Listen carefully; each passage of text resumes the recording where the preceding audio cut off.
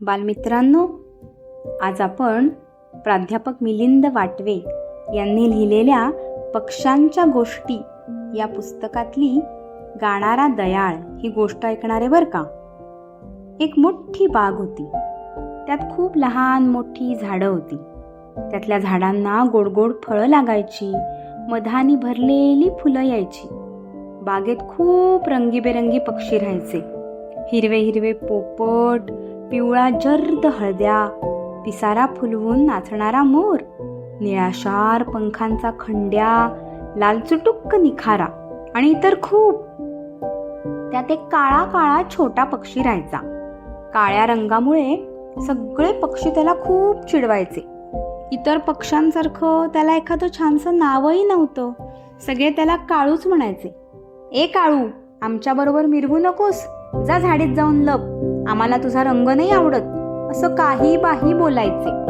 काळूला वाटू लागलं आपण काही करून गोरं झालं पाहिजे. काय करावं बरं? कोणाकडून तरी पांढरा रंग घ्यायला हवा. काळूनी धबधब्याच्या पाण्याला विचारलं, तुझा पांढरा रंग मला देशील का? धबधब्याचं पाणी म्हणालं, माझ्या पांढऱ्या रंगाचा तुला काय रे उपयोग? मी फेसाळत असेन तोवर पांढरा, एका जागी थांबलो की पांढरा रंग गडप. मग काळूने पांढऱ्या फुलांना विचारलं, तुमचा पांढरा रंग द्याल मला?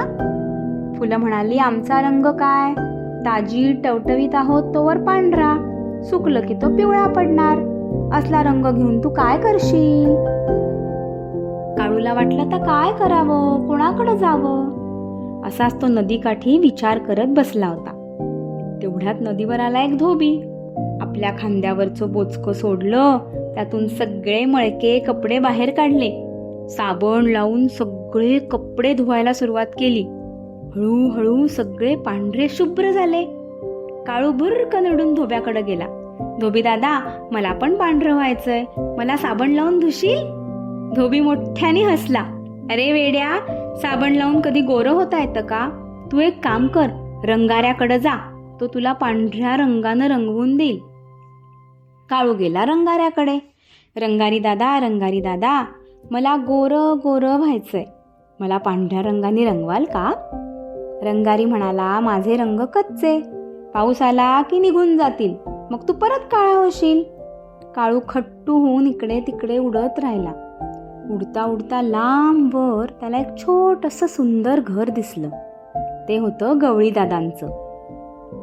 जवळ जाऊन काळूनं खिडकीतून हळूच आत डोकावून पाहिलं. आत लहान मोठ्या मडक्यांमध्ये दूध दही ठेवलं होतं. आपण दुधात भिजून पांढरे होऊ का? त्याच्या मनात आलं. पण दुधाची त्याला भीती वाटली. दुधात आपण बुडून गेलो तर? त्यापेक्षा आपण दह्यात लोळूया, दही चांगलं घट्ट आहे, त्यात बुडणार नाही. काळू टुणकन उडी मारून एका दह्याच्या भांड्यात जाऊन बसला. तोच त्याला हसण्याचा आवाज आला. काळू दचकून बाहेर आला. तिकडे होती एक परी. ती म्हणाली, अरे वेड्या, दह्यात लोळून का कधी गोरं होता येतं? पण तू मनानं फार चांगला आहेस, म्हणून मी तुला गोरं करीन.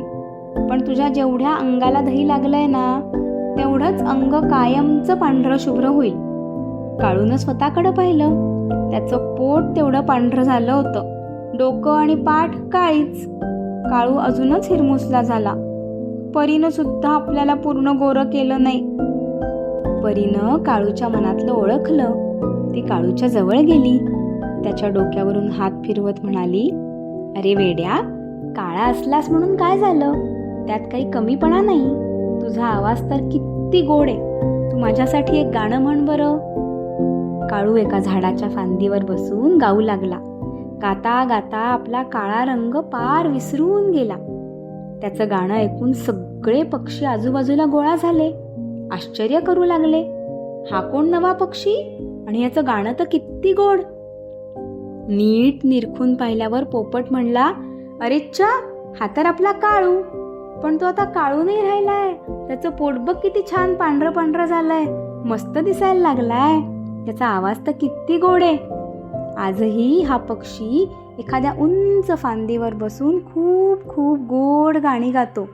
आता त्याला कोणी काळू म्हणून चिडवत नाही. दह्यात लोळला म्हणून धयाळ धयाळ असं करता करता त्याचं नाव पडलं दयाळ. तुम्ही पहाटे उठून बागेत गेलात तर त्याचं गाणं तुम्हालाही ऐकू येईल आणि गाणं ऐकता ऐकता तुम्हीही तुमची भांडणं, रुसवा फुगवा सगळं विसरून जाल. यातून आपण काय शिकलो? आपल्याकडे एखादी गोष्ट कमी आहे म्हणून त्याचं दुःख करत बसायचं नाही. आपल्याला काय चांगलं करता येतं, आपल्याकडे चांगले गुण कोणते आहेत ते पारखून पुढं जायचं. कळलं की नाही?